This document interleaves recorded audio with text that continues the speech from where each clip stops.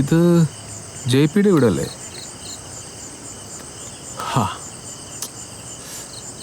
എടോ, ഞാൻ വൈകുന്നേരം പറഞ്ഞില്ലേ എനിക്ക് കുറച്ചധികം ദേഷ്യക്കൂടുതലുണ്ടെന്ന്.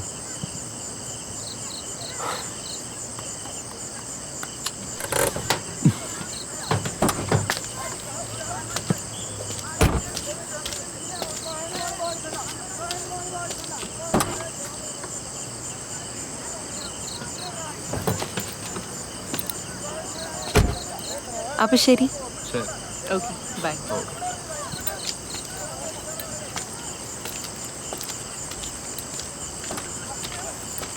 നിഹ, ഇത് നിന്റെ ബാംഗ്ലൂരല്ല, മനുഷ്യൻ മാനമര്യാദയ്ക്ക് ജീവിക്കുന്ന കൊച്ചിയാണ്. വല്ലവൻ്റെയും കൂടെ കറങ്ങി നടന്നിട്ട് വല്ലപ്പോഴും വന്ന് കയറുന്ന പരിപാടി ഒന്നും ഇവിടെ നടക്കില്ല. എൻ്റെ കാര്യത്തിൽ ആരും ഇടപെടണ്ട. പിന്നെ ഞാൻ ആരുടെ കാര്യത്തിൽ ഇടപെടേണ്ടത്? നീ ഇവിടെ താമസിച്ചിടത്തോളം കാലം നീ ചെയ്യുന്നതിൻ്റെ മുഴുവൻ റെസ്പോൺസിബിലിറ്റി എനിക്കാണ്. നിന്റെ അമ്മ എങ്ങാനും വിളിച്ചു ചോദിച്ചാൽ ഞാൻ എന്താണ് മറുപടി പറയേണ്ടത്? അമ്മയടുത്ത് പറയാനാണെങ്കിൽ എനിക്കുണ്ട് കുറേ കാര്യങ്ങൾ. അങ്കിളിന് അറിയാലോ. വെറുതെ എൻ്റെ വാ തുറപ്പിക്കരുത്. ഞാൻ എല്ലാം മറന്നിട്ടാണ് ഇവിടെ വന്ന് താമസിക്കുന്നതെന്നൊരു വിചാരം ഉണ്ടെങ്കിൽ അത് വേണ്ട. അമ്മ പറഞ്ഞു, ഞാൻ വന്നു. എനിക്ക് വേറെ നല്ലൊരു സ്ഥലം ശരിയാകുന്നിടത്ത സെക്കൻഡ് ഞാൻ ഇവിടെ നിന്ന് ഇറങ്ങും. അതുവരെ എന്നെ എൻ്റെ പാട്ടിന് വിടുന്നേ നല്ലത്. ഒച്ച വെക്കാതെ.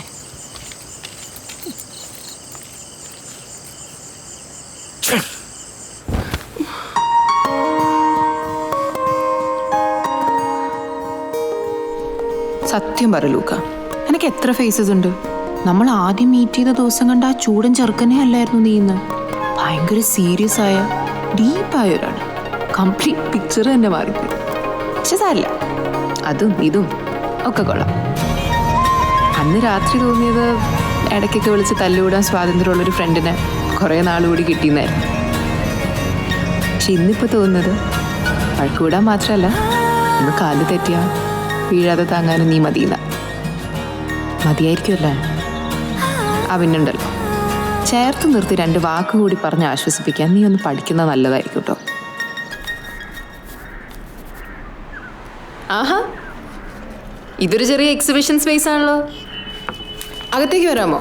അതോ അന്നത്തെ പോലെ ചീത്ത വിളിക്കോ? ധൈര്യമായിട്ട് അകത്തേക്ക് വരാം. പക്ഷെ അവിടെ കാണുന്ന സാധനത്തെ പറ്റി വാ തുറന്നേക്കരുത്. എങ്ങനെ തപ്പിപ്പിടിച്ച് എത്തി ഇങ്ങോട്ട്? അത് എനിക്കൊരു പെയിന്റിങ് വേണമായിരുന്നു. അന്ന് എൻ്റെ കൂടെ ഉണ്ടായിരുന്ന ഒരു ഫ്രണ്ട് ഇല്ലേ, അവൾക്ക് ആ അലമ്പിൽ അതൊന്നും നേരെ കാണാൻ പറ്റിയില്ല എന്ന് ഭയങ്കര പരാതിയായിരുന്നു. അപ്പോൾ അവളുടെ ബർത്ത്ഡേ ആണ് നെക്സ്റ്റ് വീക്ക്. അപ്പം ഞാൻ വിചാരിച്ചു സാറിൻ്റെ ഒരു പെയിന്റിങ് അവൾക്ക് ഗിഫ്റ്റ് ചെയ്യാമെന്ന്. പക്ഷേ ഇവിടെ തപ്പിപ്പിടിച്ച് വന്നപ്പോഴാണ് അറിഞ്ഞത് സാറ് ഭയങ്കര ഇന്റർനാഷണലാണ്, അപ്പം നമുക്കൊന്നും അഫോർഡ് ചെയ്യാൻ പറ്റില്ല എന്ന്. അപ്പം ഞാൻ വിചാരിച്ചു ഇതൊരു വന്നതല്ലേ, ഒരു ഓട്ടോഗ്രാഫ് എങ്കിലും വാങ്ങാമെന്ന് വെച്ചു. അതുകൊള്ള. അതെ, ഇങ്ങനെ അഫോർഡബിൾ അല്ല എന്നൊന്നും പറഞ്ഞ് വരത്തല്ലേ, നമുക്ക് വഴിയുണ്ടാക്കാം. ഓക്കെ. പക്ഷെ വൺ റിസ്ക് ആണ് താൻ എടുത്തിരിക്കുന്നത്. പൊതുവേ ഞങ്ങൾ കലാകാരന്മാർക്ക് സ്ത്രീ വിഷയത്തിൽ ചീത്തപ്പേരുള്ളതാണ്. പ്രത്യേകിച്ച് എന്നെ പോലെ സുന്ദരനും സുമുഖനും സിംഗിളുമായ ഒരാൾക്ക് അത് കുറച്ച് കൂടുതലായിരിക്കും. നീ അത്ര നീറ്റല്ലെന്നൊക്കെ അറിഞ്ഞിട്ട് തന്നെയാണ് ഞാൻ ഇങ്ങോട്ട് വന്നത്. അന്ന് നീ എന്നെ വീട്ടിൽ ഡ്രോപ്പ് ചെയ്തില്ല, അന്നോട്ടെങ്കിലും തിരിച്ചു മറിച്ചു ഇതൊക്കെ തന്നെയാണ് പറഞ്ഞുകൊണ്ടിരിക്കുന്നത്. മിനിമം ഒരു 10 ലെക്ചറെങ്കിലും കേട്ടിട്ടുണ്ടോ? JPയോ? അങ്ങനെ വരാൻ വഴിയില്ലല്ലോ. ആളൊരു നല്ല മനുഷ്യനാണെന്നാണോ ഞാൻ കേട്ടിട്ടുള്ളത്. മാത്രമല്ല പുള്ളിക്കനെ നന്നായിട്ട് അറിയുകയും ചെയ്യാം. ചിലപ്പോൾ ആരെങ്കിലും പോയി എന്തെങ്കിലുമൊക്കെ പറഞ്ഞു കൊടുത്തിട്ടുണ്ടാവും ആയിരിക്കും. പക്ഷെ പറയാതിരിക്കാൻ പറ്റില്ല, പുള്ളി ഒരു കിഡിലൻ റൈറ്ററാണ്. പുള്ളിയുടെ കോളംസിനൊക്കെ മറ്റു പത്രക്കാർക്ക് ഇല്ലാത്തൊരു ഒരു ഭംഗിയുണ്ട്.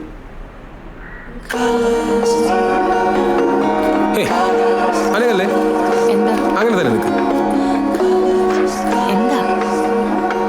ഇത് എന്താ തനിക്ക് വിരോധമില്ലെങ്കിൽ ഞാൻ തന്നെ ഒന്ന് വരച്ചോട്ടെ. പക്ഷെ അനങ്ങല്ലേ ദോഷ.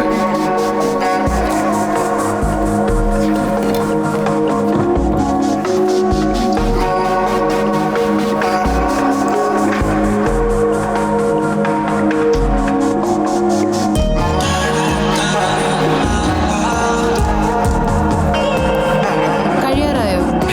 കഴിഞ്ഞില്ല, തുടങ്ങിയല്ലേ ഉള്ളൂ. കാല് വേദനിക്കുന്നുണ്ടോ? അനങ്ങാ നിൽക്ക്. ഇങ്ങനെ ചോദിച്ചോണ്ടിരുന്ന പിന്നെ കൂടുതൽ സമയം എടുക്കും.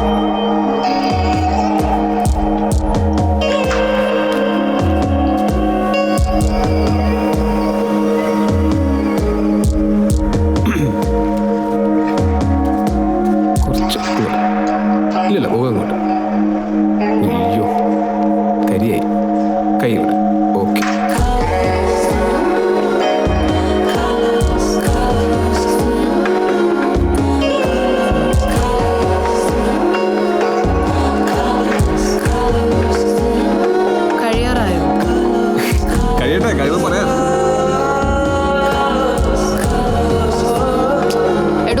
മതി മതി. കഴിഞ്ഞോ? കഴിഞ്ഞു. എനിക്കിനി നിൽക്കാൻ വയ്യ. ഫൈനൽ ടച്ചേ ഉള്ളൂ. വാ. അയ്യേ, ഇതെന്താ കണ്ണുനീരൊക്കെ? താൻ കരഞ്ഞോണ്ട്. ഞാനോ? ഞാൻ എപ്പോഴാ കരഞ്ഞ? ഞാൻ ചിരിച്ചോണ്ടല്ലേ ഇരുന്നേ. താൻ കരയുന്നത് ഞാൻ കാണാതിരിക്കാൻ വേണ്ടി മാത്രമുള്ള ഒരു ചിരിയായിരുന്നില്ലേ അത്? താനത് എന്തൊക്കെയായി പറയുന്നേ? എടോ, അത് ചുമ്മാ മുന്നിൽ കാണുന്നതിലും പകർത്തി വെച്ചിട്ട് കുറെ കളർ വാരി തേക്കുന്ന പരിപാടിയല്ല. മുന്നിൽ കാണുന്നത് എന്താണോ അതിന്റെ പിറകിൽ എന്താണ് നടക്കുന്നത് എന്നായിരിക്കും ഞാൻ ചിന്തിക്കുന്നത്. താനോട് ചുമ്മാ ചിരിച്ചുകൊണ്ടിരിക്കുന്നല്ലായിരുന്നു, എന്തൊക്കെയോ ആലോചിച്ചുകൊണ്ടിരിക്കുകയായിരുന്നു. ആലോചിച്ച് താൻ എങ്ങോട്ടൊക്കെയോ പോയി. പക്ഷെ ആ ആലോചനയും തൻ്റെ മുഖത്തുണ്ടായിരുന്നില്ല, കയ്യിലുണ്ടായിരുന്നു. താൻ ആലോചിക്കും തോറും തൻ്റെ മുഖത്ത് ചിരി ഒഴിച്ച് ബാക്കിയെല്ലാം മാറിക്കൊണ്ടിരുന്നു. തൻ്റെ കവിളിലെ വെളുത്ത നിറം മാറി ബ്രൗണായി, പിന്നെ അത് ബേബി പിങ്കായി, പിന്നെയും മാറിയത് റെഡായി. തൻ്റെ കണ്ണുകളും ഒട്ടും ഫോക്കസ്ഡ് അല്ലായിരുന്നു. വളരെ സ്പീഡിലൊന്നും അല്ലെങ്കിലും തൻ്റെ കണ്ണുകൾ എന്തോ പരതിക്കൊണ്ടിരിക്കുകയായിരുന്നു. പിന്നെ ഞാൻ അവിടെ വരച്ചുകൊണ്ടിരിക്കുമ്പോൾ താൻ അവിടെ നിൽക്കുമ്പോൾ തൻ്റെ 2 കണ്ണും നന്നായിട്ട് നിറയുന്നുണ്ടായിരുന്നു. പക്ഷെ താൻ വളരെ ഫോഴ്സ്ഫുള്ളി ആ കണ്ണുനീര് താഴെ വീഴാതെ പിടിച്ചു നിർത്തി. ഞാനത് താഴെ വീഴ്ത്തി, അത്രേ ഉള്ളൂ. എടോ, ഞാൻ പറഞ്ഞില്ലേ, ഇതൊരു ചുമ്മാ പകർത്തി വരയ്ക്കുന്ന പരിപാടിയല്ല. മുന്നിൽ കാണുന്നതിൻ്റെ പിറകിൽ എന്താണോ അതാണ് എൻ്റെ വിഷയം. ഇനി പറ, ഈ വരച്ചിരിക്കുന്നല്ലേ സത്യം?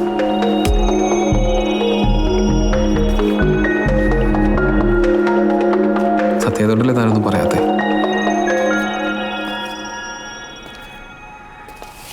ലൂക്ക, നീ എന്താ നേരത്തെ എൻ്റെ അങ്കിളിനെ കുറിച്ച് പറഞ്ഞേ?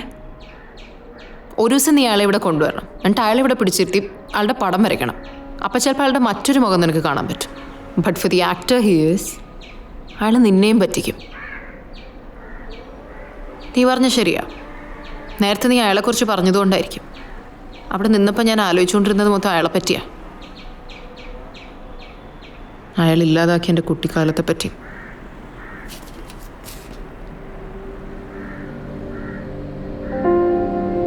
ലൂക്ക,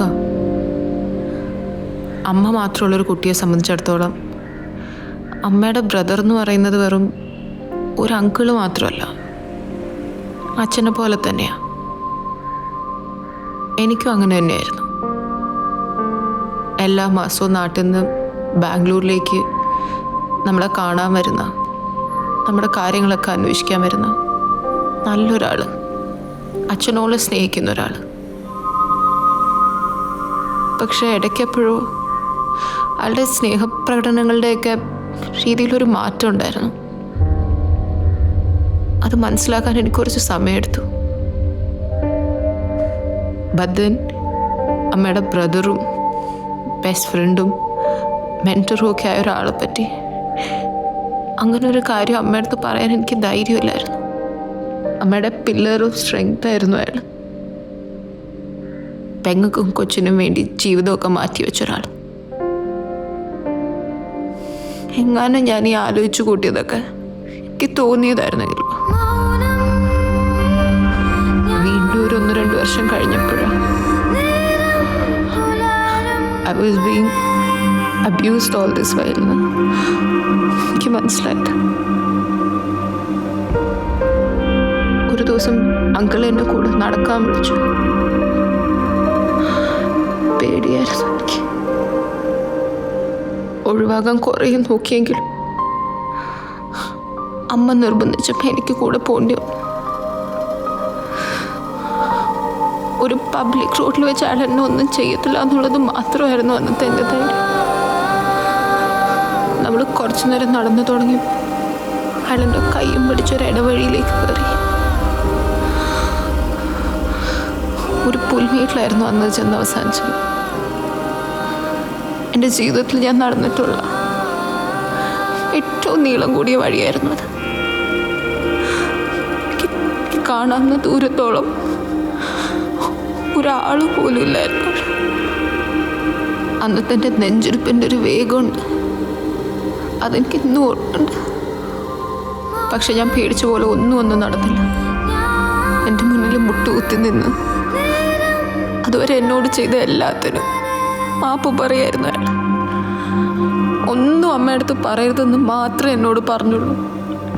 ലൂക്ക, ഒരേ സമയം കൺഫ്യൂസിങ്ങും ഡിസ്റ്റർബിങ്ങും ആയിട്ടുള്ളൊരു മൊമെൻ്റ് ആയിരുന്നു അത്. അന്ന് ചിലപ്പോൾ എങ്ങാനും അയാൾ അങ്ങനെ ഒന്നും ചെയ്തില്ലായിരുന്നെങ്കിൽ ഞാൻ എന്തെങ്കിലും ഇതെല്ലാം അമ്മയടുത്ത് പറഞ്ഞാൽ.